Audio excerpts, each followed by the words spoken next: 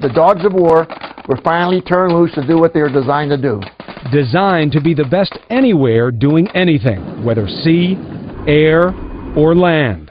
That's what SEAL stands for. A superhero has nothing on these guys. Recruits are trained to swim 350 feet underwater with their hands and feet bound. They're taught to survive in Arctic conditions, even submerging in freezing water. They also have to endure exposure to tear gas. Only men ranging in age from 26 to 33 try out to become one of the 2,500 SEALs. Training takes 2 years. 75% don't make it through. Even if they do, they need years more experience in the field to even be considered for the elite squad that double-tapped bin Laden, Team 6. By the time you get to 6, you're either going to overcome missions. They may jump from a plane 11 miles up, sit in deadly silence trained to camouflage themselves to any environment, or hold their breath underwater for over 2 minutes without releasing a single bubble. The only thing missing seems to be the ability to leap a building in a single bound. And of course, they can shoot with pinpoint precision.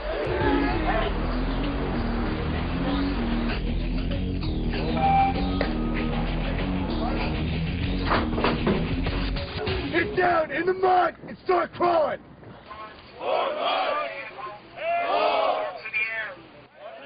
It's 4:30 in the morning, and these sailors are standing in 60-degree air.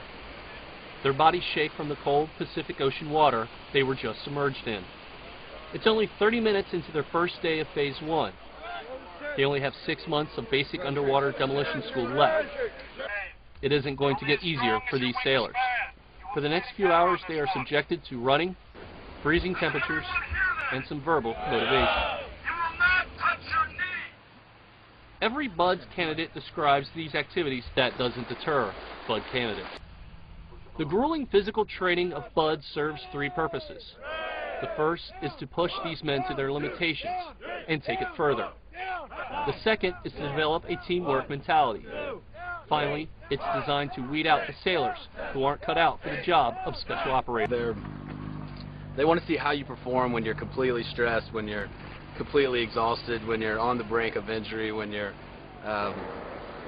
when you're constantly being harassed. Defined by the increasing line of helmets growing in the grinder.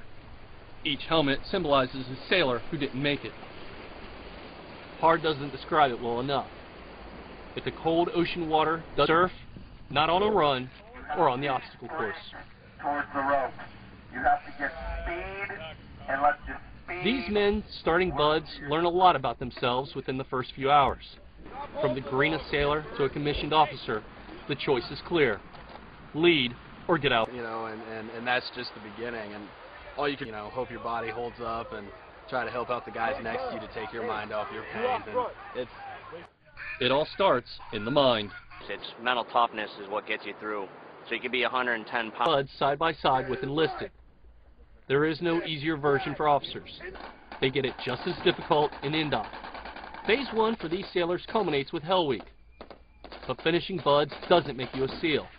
It lets you go on to SQT, SEAL qualification training. It's another phase which tries to separate the future SEALs from the ring.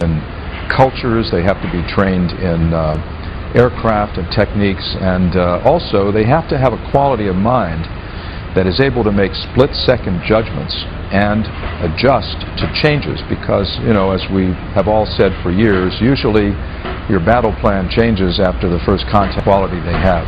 The other thing that I would emphasize about them as compared to the regular military is they usually operate with what we call very small footprint.